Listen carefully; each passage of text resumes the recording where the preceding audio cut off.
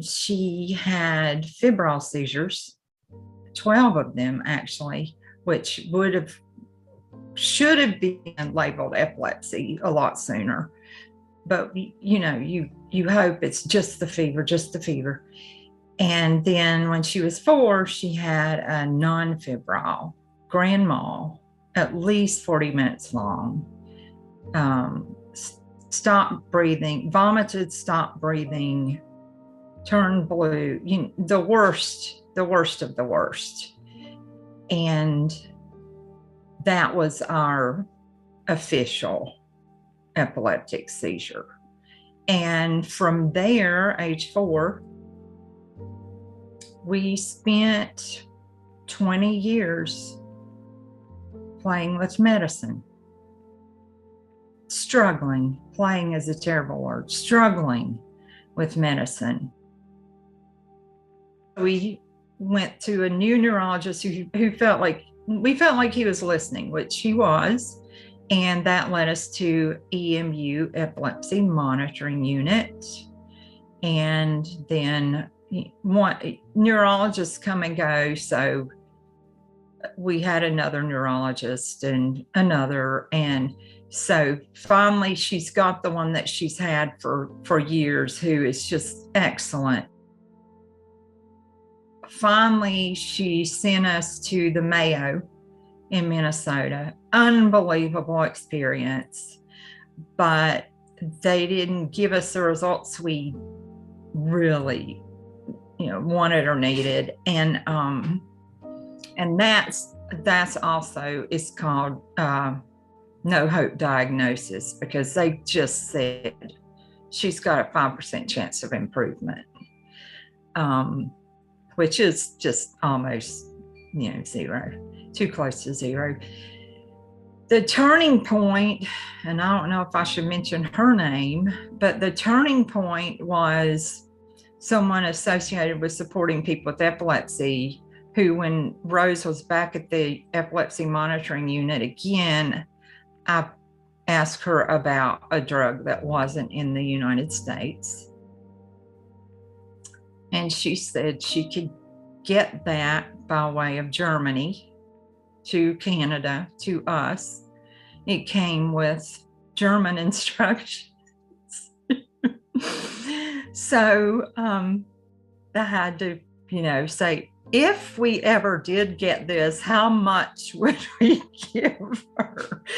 And that was the turning point, because right after that, not right after, it took months, but I think that, and I'll say the name, Omphie was the turning point for us. We'd been through,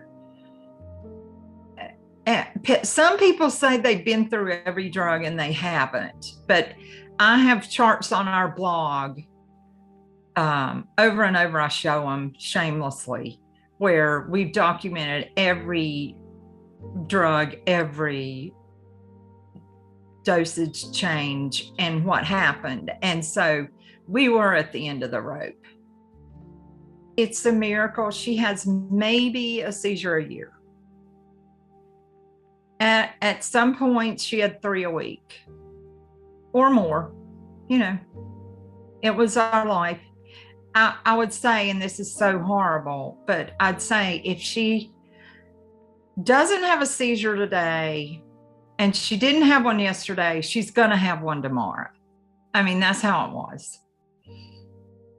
And that was when she was in elementary school. She was pulled out and went homebound. And I think it was a great relief to the school. And we were fortunate. We had such good support in the schools. So, I was a teacher in the schools, so, what could they do?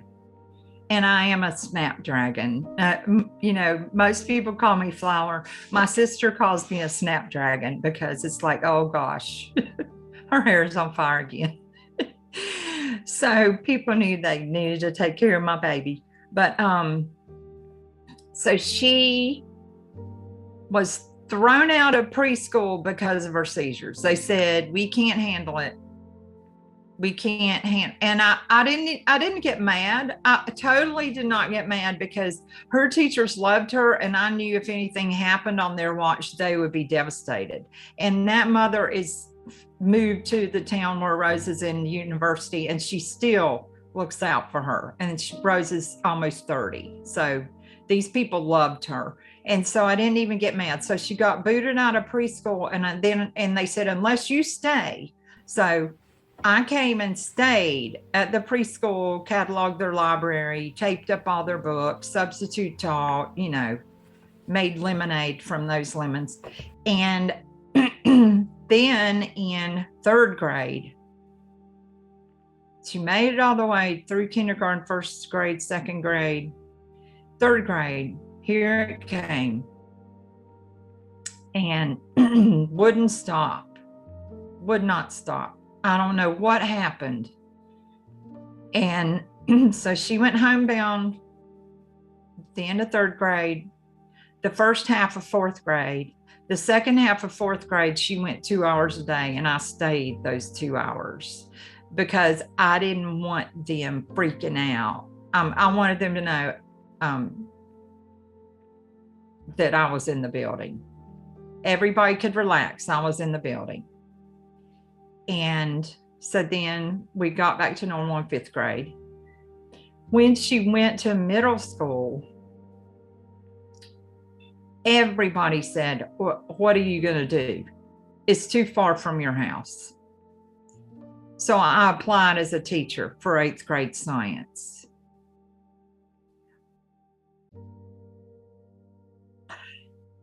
It worked out great because I had a back room. Abby still talks about it. It's one of her fond memories is that whenever she had a seizure, she got rolled in a chair to my back room. I had a cot, blankie, pillow. She slept it off. I can peek through at her. My job went on. When she went to high school, it was across the road. They'd call me on the intercom. You need to get to the high school. Where? The gym. It was usually the gym, wherever the floor was the hardest, And so she had some terrible seizures in high school. Broke her jaw, cut her chin. Just so her senior year last semester, she had to go homebound. They just came back, and I just had knee replacement. So I went back to work when she came home, and she was mad about staying at home for the last semester of her senior year, and she's at home. But it was necessary, and she knew it.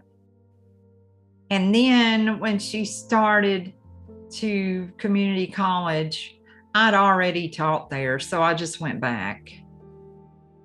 So see, that's when I say helicopter smother, I need a crown for that, because who else follows their kid to middle school and college?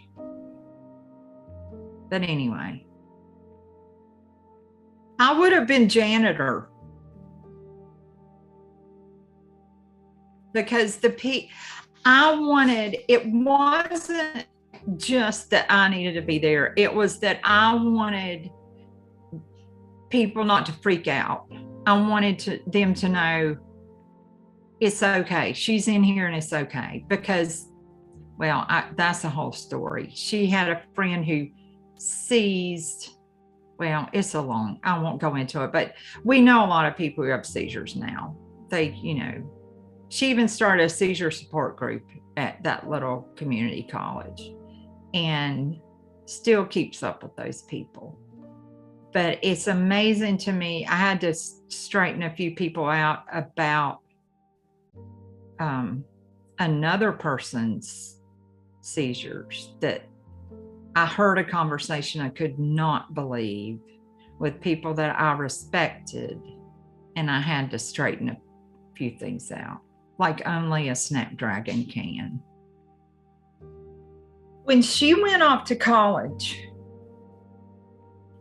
I was a wreck, because I had been the helicopter mother. And she was out there without me. We had a necklace made with her name and her drugs and instructions on the back. She has a little red bag about, I don't know, about like maybe this big, that she hangs on the outside of her purse. It's red, you can't miss it, and it has, you know, all this stuff in it. And she has a red fob that has her rescue drugs in it. And so she had to have all that on her, and it had to be where somebody could find it. And she has had several seizures at college, and it shakes us to the bone every time. And somebody has to show up, and they do. I think the police, like, she fell in the road once, had a seizure in the road at night. Can you think of anything worse than that? By herself. But the police, I mean, they, in a college town, I think they would have, you know, thought, oh, this is a drunk. But she had all that on her, you know, her ID, her fob, her information. And they've been very supportive. And she's had some incidences where she didn't know what was going on and had to call and have, but one of her minors is emergency and disaster management. So she knows people in the field, and they know her because she is an emergency. And so I think the people who have to deal with it. I think the people who don't have to deal with it don't deal with it. And I've told her, like, the disabilities people, I think they don't get it. It's a young guy, and I don't think he gets it. I think he thinks epilepsy is not an issue unless they fall down. And that is just so not how, I mean, we'd like to say that's how it is. We'd like to pretend that, but it's just not so, is it? I think they're doing,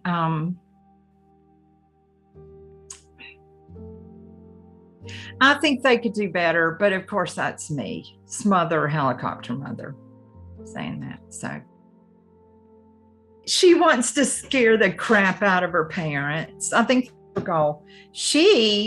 I think she's already applied to the Peace Corps. And her neurologist said, hey, I'll help you get on Medicaid and get enough medication to last you a while. And I just want to say, no. Oh my goodness. When you're used to pulling the heels, you just pull the heels, you know, and she's used to pulling the heels. She's used to the hurdles. Everybody else will complain about a hurdle, and she just gets over it and goes on. So I guess if there was a gift from this epilepsy, if there is such a thing, that would be it for her. She's so tenacious and determined. I'm very proud. I just hope I don't end up being her maid and laundress in a third world country.